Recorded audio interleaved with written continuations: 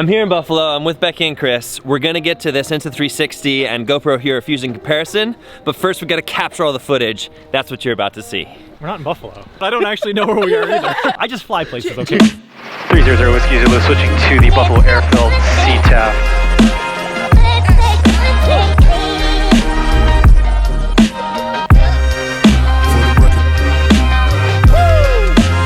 It's freezing cold.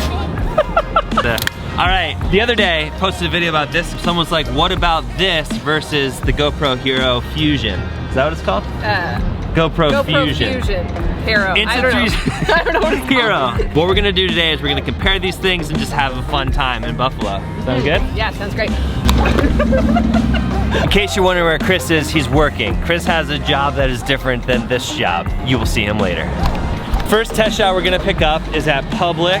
It's gonna be an interior, just like, I don't know, interior. I don't think the Insta360 really shines inside. I don't think the Fusion does either. I don't think 360 cameras are good at this yet, but that's why we're testing it out. What did you get? I got an iced coffee with cream. All right. And so you're saying you may have regrets later. Well, I had a coffee earlier and I'm like kind of shaking, but I don't know if it's because I'm hungry or if it's like because I had too much. Now this didn't turn on earlier, so hopefully it turns on now. Wouldn't that be something? You get 5 hours and the GoPro doesn't work. Can you imagine? Thanks very much.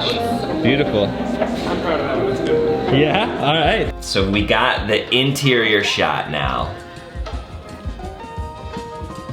So yeah, it does do a weird thing with how it stitches it, like the warping. Yeah, if there's anything close to the camera, it really warps on the stitch line. So whenever we're in the heli, we try to make sure that the stitch line is kind of on the seam. Yeah. But we never really shot like anything outside of the helicopter with this camera. So even like down in the bottom, it's like, so you're not getting any of that weird distortion. Right. When you just walk by the camera, there's like nothing. And I think they call it chromatic aberration, but like, did you see all the blue that was like leaking on the side of the white in yours? I'm just noticing that like, A, there's not that, and B, it's not completely blown, so I feel like the dynamic range is slightly better on this. I agree. And that might be a result of the log as well. Totally. The shot looks like brighter and cleaner. Like there is still a little bit of noise in the shadow. I'd be curious once you like grade it what that looks like. There's a lot of noise in your coat. Oh yeah, in the jacket, yeah.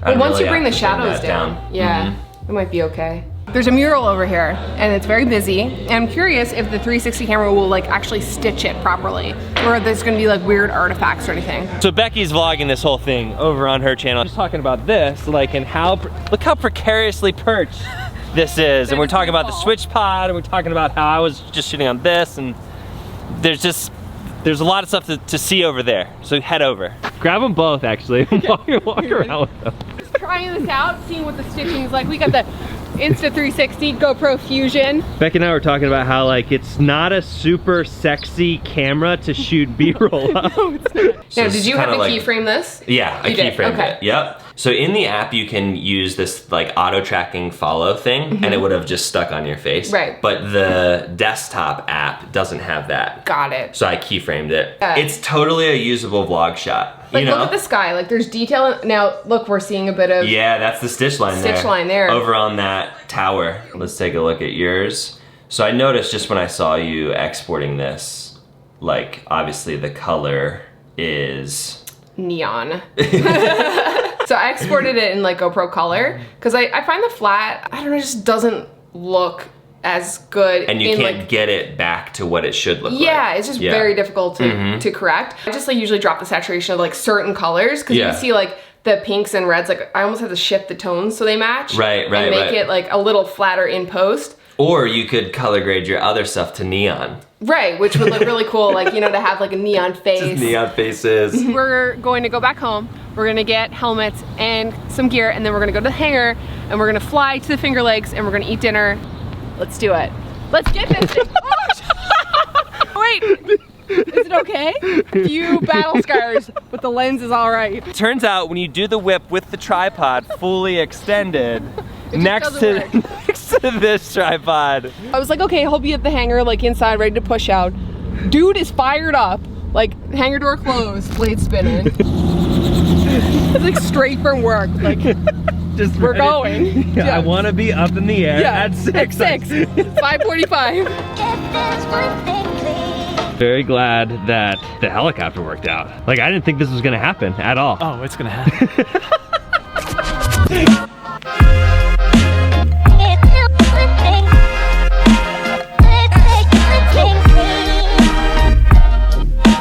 Stay away from the tail rotor. Always go in front of the bubble.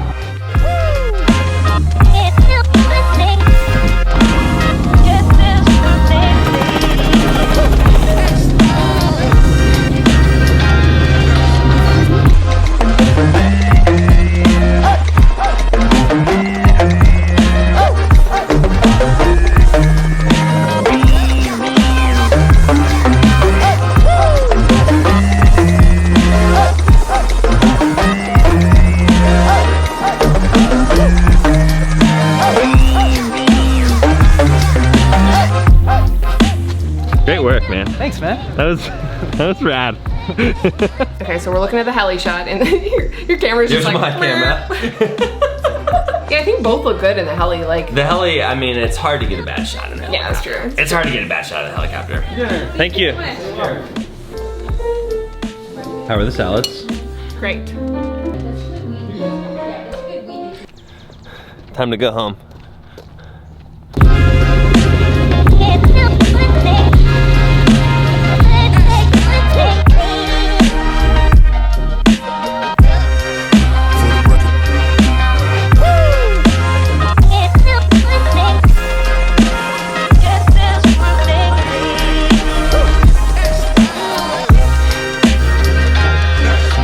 There's nothing about anything that just happened that wasn't epic. A lot of double negatives there.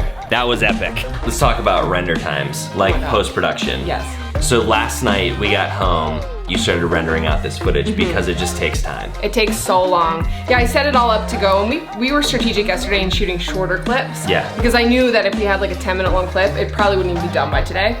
So yeah, I just set them all to render overnight, and luckily it was done when we woke up this morning. Whereas when I woke up this morning, I dumped the footage and exported my clips Right away. like pretty easily. So for whatever reason, you can get your clips faster, which I think is important. Totally. Important, obviously. And you were able to haul stuff off it like right away and send it to Chris last night. Yeah, for Instagram. Yeah. And like just like super, the ecosystem with the app for Instagram, very easy. Choice is up to you. You figure out if you like the Fusion or the Insta360 1X better. This was extremely fun. It was fun. I would not be disappointed having either of these in my kit. Yes!